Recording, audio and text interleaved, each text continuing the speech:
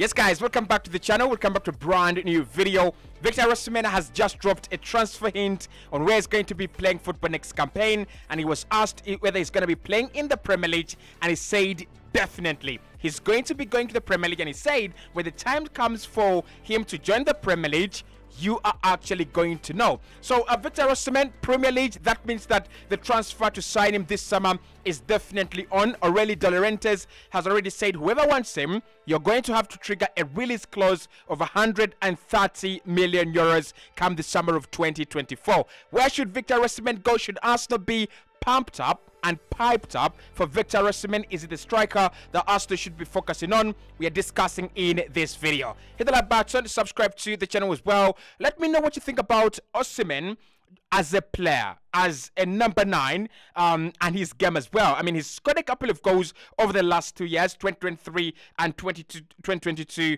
have been very, very good years.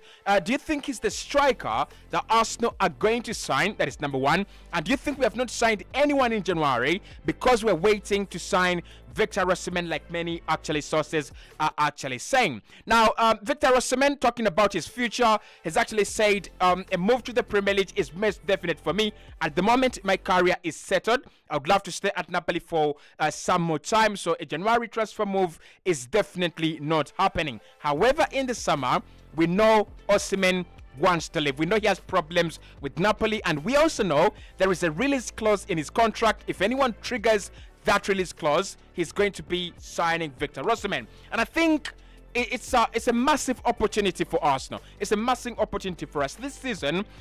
The truth is that it's over. Our season is over. We had to sign a striker, we didn't, and that is the difference between Liverpool, Man City, and Arsenal, and probably Aston Villa as well. The amount of goals they're scoring, the ease with which they're scoring goals, and the frequency with which they're scoring goals, that is the difference between them and us. Arsenal struggling to score goals. The rest of the teams in the campaign, are scoring goals. I tell you this, Arsenal have not at 13th in terms of scoring open play goals. That means that all other teams, 12 teams are above us in terms of creating chances and barring those chances. So when a player like Victor Osimhen says, I'm definitely going to the Premier League, I want to go to the Premier League, and most importantly, I'm going to stay here, but next summer you will be seeing me going to the Premier League. And when that time comes, you're gonna know Arsenal must be all over this deal. We should be all over this deal. Listen, he's not going to be without competition. It's a deal that's going to have a lot of competition, and I think a couple of clubs are already watching him, right in the AFCON, right in the Italian Serie A, in the last part of it, and they will be following Napoli every step of the way to look at Victor Osimhen. How does he score? How many times is he going to get himself in the penalty area and all that cool stuff?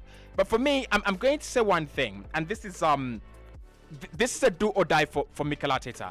The window that we are going in is going to either justify Mikel Arteta being Arsenal manager, or it's going to justify Mikel Arteta being sacked as Arsenal manager. If he fumbles it, if he makes mistakes that like he did last summer, signing a player that we didn't need in David Raya, and bringing in Kai Havertz for 75 million, a player that you could have easily upgraded on with 40 million. Give me 40 million, I'll give you a better player than Kai. Give me a 40 million, I'll give you a player on a better trajectory than Kai Havertz. Give me 40 million, I'll give you a very decent midfielder, right? Than Kai Havertz. The likes of Maddison were there, the likes of James Maddison were there, and yet we somehow decided to go with Kai. That was a mistake. That was a blunder by Mikel Arteta.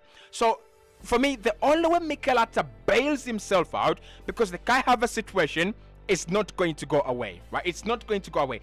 In the last 2 years, Mikel Arteta has signed 2 number 8s that have actually not given us their full potential. Fabio Vieira for around 38 million euros, and Kai Havertz for 75 million euros.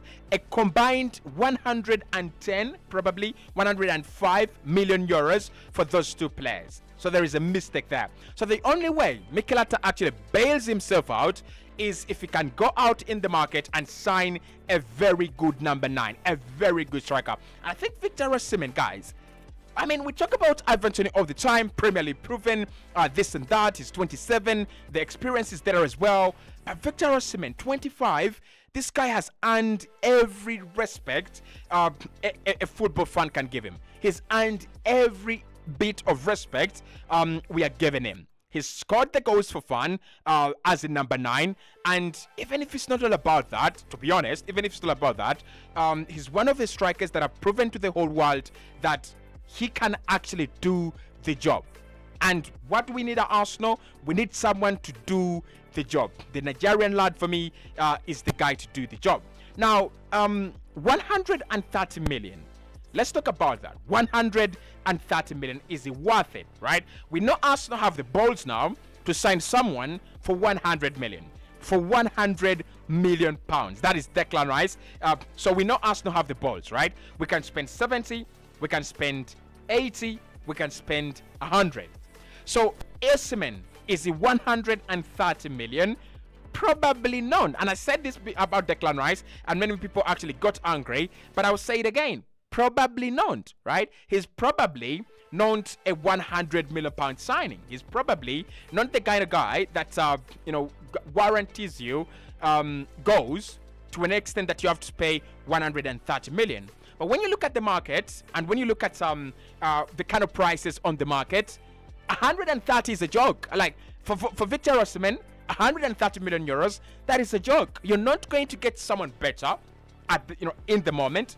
No, you're not going to get anyone better. The only better player there is Erling Haaland and Kylian Mbappe, and both of them would cost more than 130 million euros. At the moment, I think Kylian Mbappe's price tag would be how much? 160, 70, 90 million euros, and then Erling Haaland definitely above 150 million euros. So for me, for 150 million euros, that is the best there is. I'm sorry, that is the best there is.